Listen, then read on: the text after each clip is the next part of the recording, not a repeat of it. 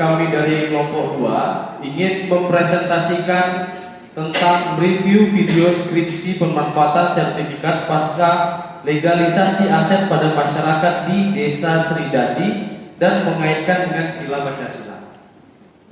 Sebelum kami memulai presentasi, kami akan mengenalkan anggota kelompok 2. Yang pertama itu Ibu Nur Fitriani Siregar sebagai penyaji. Yang kedua itu Ibu Iklima.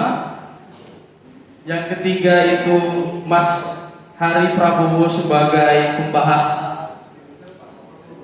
juru kamera. Terus yang keempat itu Mas Angga Widakdo sebagai pembahas 1. Dan yang terakhir saya sebagai moderator. Mungkin kita masuk ke dalam materi yang pertama. Materi yang pertama akan dipaparkan oleh Mas Angga Widakdo. Kepada Mas Angga Widakdo kami persilakan.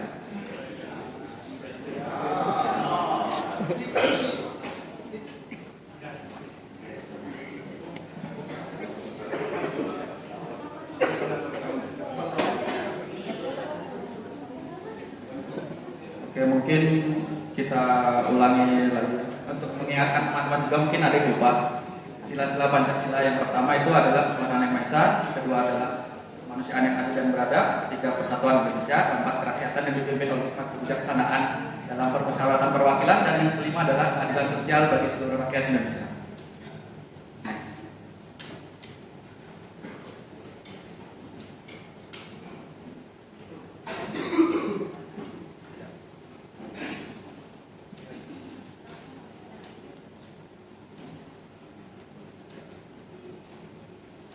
Di sini saya akan menjelaskan tentang 3 poin pertama yang dapat kami rangkum dan keterkaitannya dengan sila yang ada di Pancasila. Pertama, poin pertama yaitu pembukaan ujian skripsi menggunakan salam, penghormatan, dan doa. Keterkaitan dengan sila yang pertama yaitu bahwa untuk memulai suatu kegiatan ada baiknya kita sebagai umat beragama untuk menjunjung nilai-nilai ketuhanan sehingga menjadi fondasi moral untuk setiap memulai kegiatan. Terus yang poin kedua yaitu pengetahuan keuangan dasar yang dimiliki masyarakat. Keterkaitan dengan sila yang kedua yaitu pengetahuan dasar ini membantu masyarakat dalam mengelola sumber daya alam guna untuk meningkatkan kesejahteraan dan keadilan sosial. Kemudian yang poin ketiga yaitu sebagian besar penduduk Desa Sridadi adalah transmigran yang notabene memiliki pekerjaan sebagai petani. Keterkaitan dengan sila yang ketiga yaitu program transmigrasi sendiri merupakan pemerataan jumlah penduduk di wilayah yang kurang padat penduduk sehingga dapat menciptakan kerukunan antar suku yang ada. Mungkin itu. Baik, kemudian untuk sila keempat rangkuman dari kelompok kami yaitu pemahaman tentang simpanan dan pinjaman modal usaha. Pemahaman dan simpanan pinjaman modal usaha di sini yang kami maksud adalah berkaitan dengan sila keempat Pancasila. Masyarakat yang memahami cara mengelola modal usaha dapat berpartisipasi dalam pengambilan keputusan yang berkaitan dengan ekonomi mereka, serta memanfaatkan modal usaha secara efektif untuk meningkatkan kesejahteraan. Kemudian sila kelima yaitu proteksi dan asuransi yang dimiliki oleh masyarakat dan pemahaman tentang investasi. Dalam hal ini berkaitan dengan sila kelima Pancasila. Proteksi dan asuransi memberikan perlindungan bagi masyarakat dalam menghadapi risiko permasalahan tentang investasi, membantu mereka untuk meraih keuntungan jangka panjang.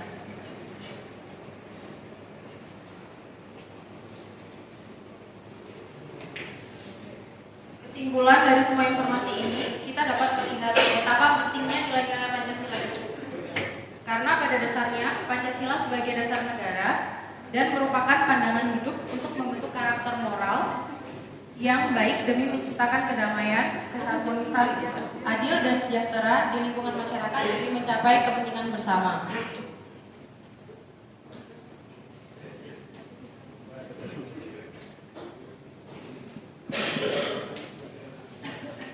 Mungkin inilah hasil pemaparan dari kelompok 2. Apakah teman-teman mengerti dengan apa yang dipaparkan teman-teman kami?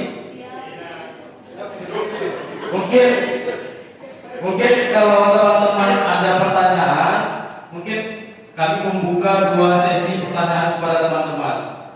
Ada yang mau bertanya? Siap. Kepada saudara Ibu, silakan. Saudari Ibu. Assalamualaikum warahmatullahi wabarakatuh. Waalaikumsalam warahmatullahi wabarakatuh. Perkenalkan, nama saya Budi Gamawan, utusan Kanwil BPM Provinsi Bengkulu.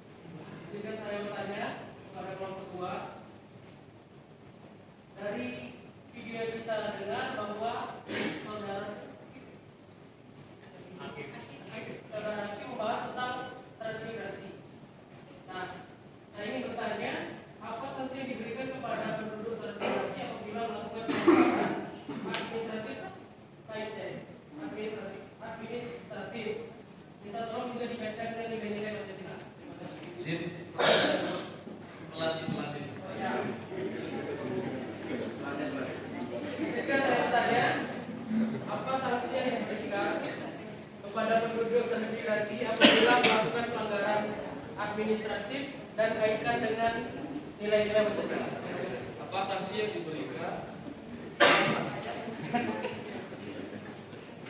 Saya baca GWA ya.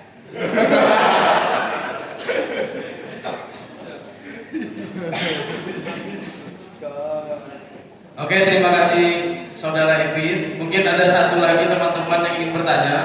Mungkin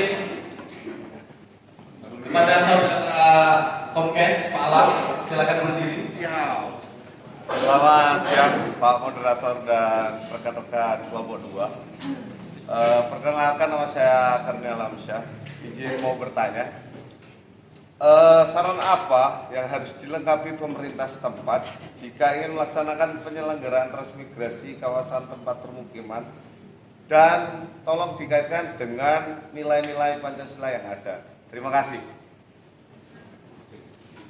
Bisa diulangi? Saran apa yang harus dilengkapi pemerintah setempat? Ya, jika ingin melaksanakan penyelenggaraan transmigrasi kawasan tempat permukiman, dan apakah bisa dikaitkan dengan nilai-nilai Pancasila? Terima kasih.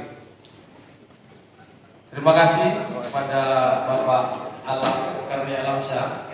Pertanyaan sangat bagus dan sangat kritis.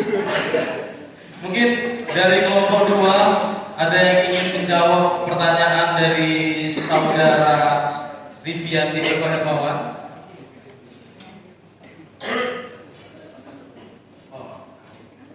Mungkin kami dari kelompok 2 ingin menjawab dari pertanyaan yang kedua dulu, dari Bapak Saudara Bapak Alamsyah, yang akan dijawab oleh pembahas Mas 2, Bu Iklima. Baik, terima kasih kesempatannya. Saya akan menjawab pertanyaan dari Bapak Alamsyah mengenai sarana apa yang harus dilengkapi dalam penyelenggaraan transmigrasi kawasan permukiman. Bisa kita lihat dalam Peraturan Pemerintah Nomor 19 Tahun 2024 tentang penyelenggaraan transmigrasi, pasal 13. Sarana prasarana yang ada yang harus dilengkapi oleh pemerintah yaitu permukiman, prasarana dan utilitas umum, sarana perdagangan dan jasa, sarana industri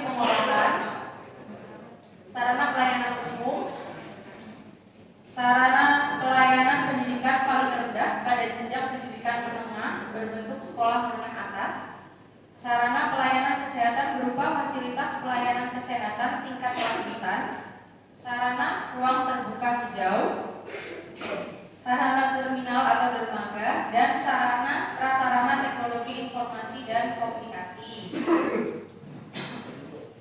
Hal tersebut terkait dengan sila kedua Pancasila, yaitu kemanusiaan yang adil dan beradab, karena harus memberikan sarana-sarana yang mumpuni dan baik untuk masyarakat peserta transmigrasi. Baik, cukup. Terima kasih Ibu Iklima. Gimana Pak Alamsyah? Apakah sudah mengerti? Siap, cukup menjawab pertanyaan saya. Siap, terima kasih Pak Alamsyah.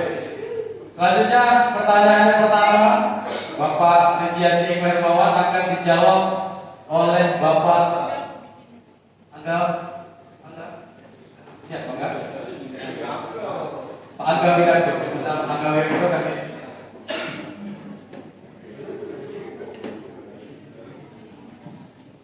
Ya, pertanyaan dari Mas Riviandi yaitu apa sanksi yang diberikan kepada penduduk transmigrasi apabila melakukan pelanggaran administratif dan dikaitkan dengan nilai Pancasila?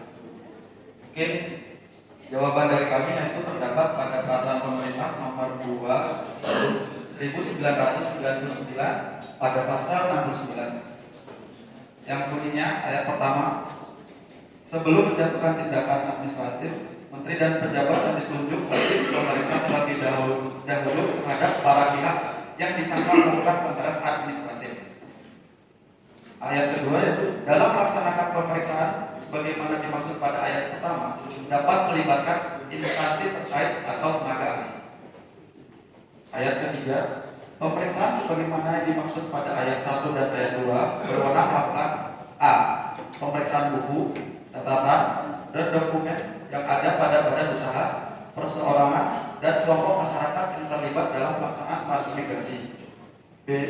Penilaian terhadap pelanggaran tindakan administratif oleh badan usaha, perseorangan, dan kelompok masyarakat.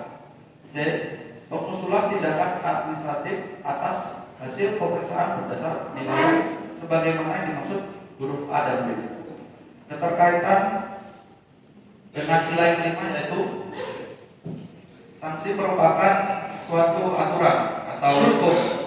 Jadi yang mengatur tindakan warga negara sehingga semua warga negara itu sama di mata hukum. Kaitan dengan sila kelima yaitu hukum itu bentuk keadilan bagi seluruh warga Indonesia. Dengan adanya hukum dapat menciptakan keadilan bagi seluruh warga. Mungkin ada tambahan dari Mas Riviandi itu. Sebelumnya maksudnya apa? Sanksi yang diberikan itu apakah sanksi dari sanksi perdata atau ke sanksi pidana?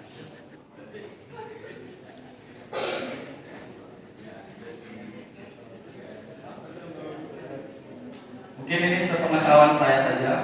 Untuk sanksi mungkin ke perdata ya, terkait dokumen-dokumen ya.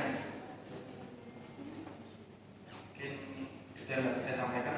Ada tambahan lagi Mas Riviandi itu? Terima kasih. Kita kasih aplaus dulu buat Mas Angga Wiranto.